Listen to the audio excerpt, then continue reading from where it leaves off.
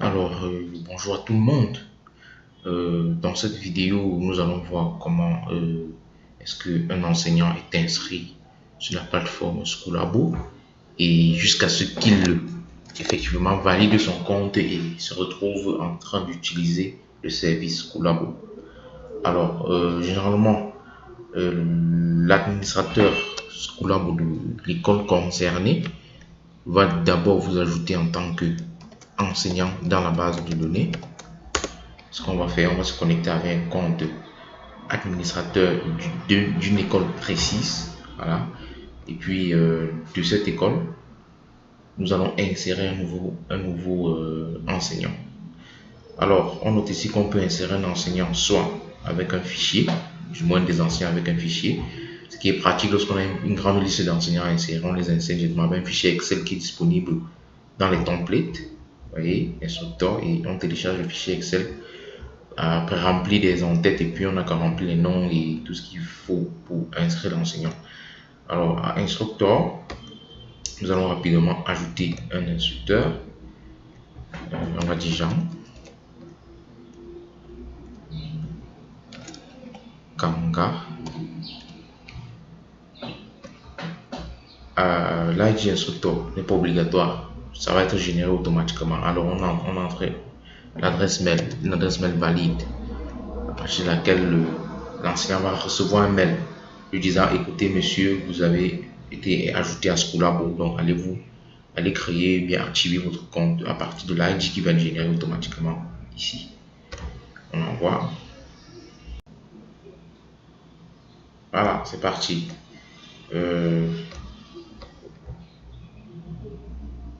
On constate que Jean Kamanga, voilà, avec son adresse mail, ça a généré automatiquement un ID. Cet ID va être envoyé à l'enseignant.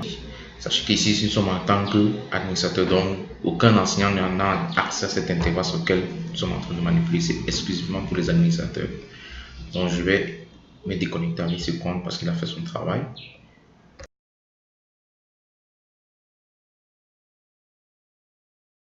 Je vais dans ma boîte mail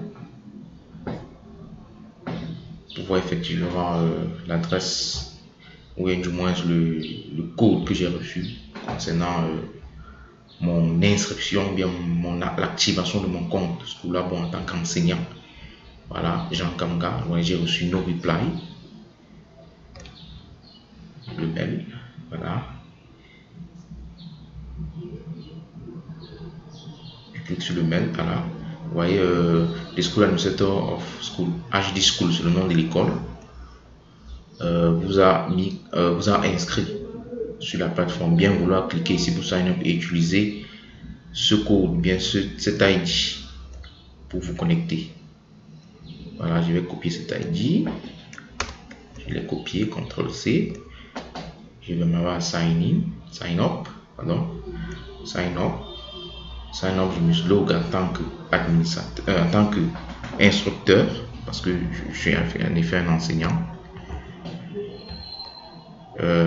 J'entre l'ID qui m'a été envoyé, vous voyez, j'ai collé.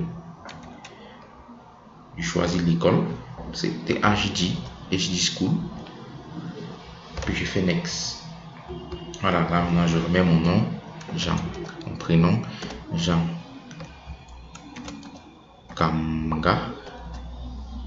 Je mets l'adresse mail dans laquelle j'ai reçu le mail. Je fais next. Je crée un mot de passe.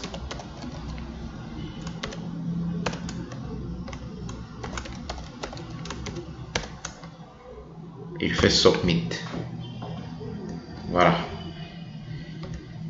On me dit là, un mail m'a été envoyé pour pouvoir valider mon compte. Donc je repars dans ma boîte mail.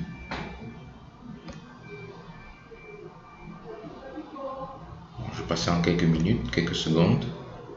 Le mail ne devrait pas tarder à arriver. Et au cas où le mail, vous ne recevez pas le mail dans votre boîte principale, il faut consulter aussi les spams, vérifier dans les spams. Il est possible que le mail se retrouve dans les spams. Mais dans notre cas, ça a été bon. Voilà le mail d'activation qui est venu. J'active donc mon compte, cliquant sur ce lien.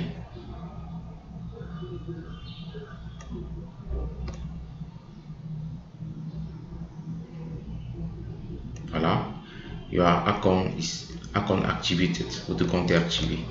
Alors je me connecte avec l'adresse que j'ai précédemment utilisée.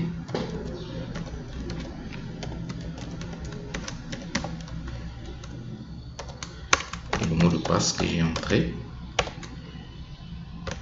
Login. Voilà. Jean Kanga, le nouveau enseignant, a donc été ajouté avec succès et il a activé son compte. Vous pouvez le constater. Donc maintenant, si l'administrateur de l'école lui a déjà attribué des cours, il pourra, on va dire, il pourra récupérer tous ses cours dans MySchedule. Vous voyez là, pour le moment, il n'y a pas de cours. Donc, Create Courses. Il n'y a aucun cours en son nom en ce moment. Dès que l'administrateur aura ajouté des cours en son nom, il pourra les voir dans cette liste dans Create Courses. Il clique là, il clique sur ajouter et puis il ajoute les nouveaux cours. Voilà. Donc ainsi un enseignant donc a été ajouté dans le système, et dès que l'administrateur aura ajouté son emploi de temps et ses cours, il pourra donc définitivement commencer à travailler avec ses étudiants. Voilà.